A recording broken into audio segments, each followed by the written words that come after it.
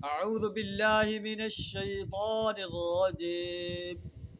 بسم الله الرحمن الرحيم.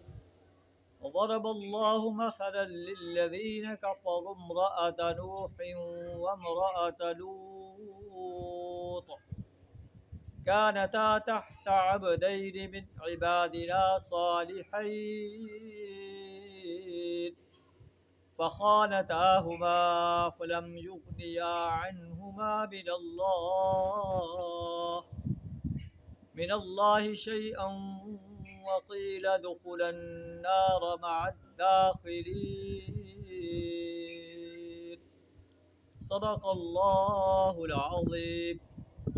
اللہ تبارک و تعالیٰ اس آیت میں ارشاد فرما رہا ہے کہ کسی انسان کا، مرد ہو یا عورت، کسی بڑی ہستی کا بیٹا ہونا، باپ ہونا، بیوی ہونا، قیامت کو روز اسے جہنم کی آگ سے نہیں بچا سکے گا.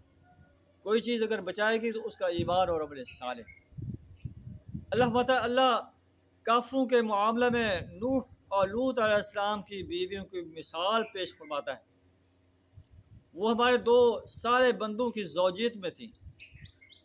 فخانتاہما، مگر انہوں نے اپنے شوہروں سے خیانت کی، ان کی دعوت کو قبول نہ کیا، اللہ کی وحدانیت اور اپنے شوہروں کی رسالت اور یوم حساب کو ماننے سے انکار کر دیا.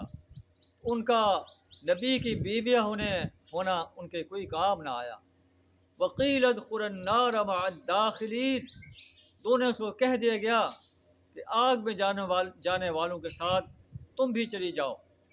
یعنی نبی کی بیویاں ہونا انہیں جہنم کی آگ سے نہ بچا سکے. اللہ ایک عورت کی مثال بیان فرماتا ہے جو ایمان لائی، امرأۃ فرعون، جو فرعون کی بیوی تھی. جب اس نے اپنے رب سے درخواست کی، رب ابن لی عندک بیتا فی الجنہ، اے میرے رب میرے لیے جنت میں ایک گھر بنا دے، مجھے فرعون اور اس کے عمل سے نجات دے دے، ونجنی من القوم الظالمین، اور مجھے ظالم قوم سے نجات دے. اللہ نے اس کی دعا کو قبول فرمایا، اور فرعون کی بیوی ہونا اسے جو ہے کوئی نقصان نہ پہنچا سکا، بلکہ اللہ نے اسے جنت میں داخل کر دیا. ومریم ابنۃ عمران التی احصنت فرجہا، اور عمران کی بیٹی مریم کی مثال اللہ بیان فرماتا ہے جس نے اپنے عصمت کی حفاظت کی، پھر ہم نے اس کے اندر اپنی طرف سے ایک روح پھونک دی.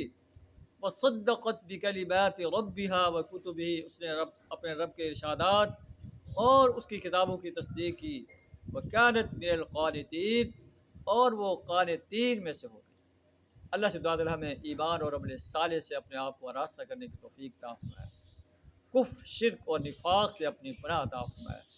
وآخر دعوانا الحمد للہ رب العالمین.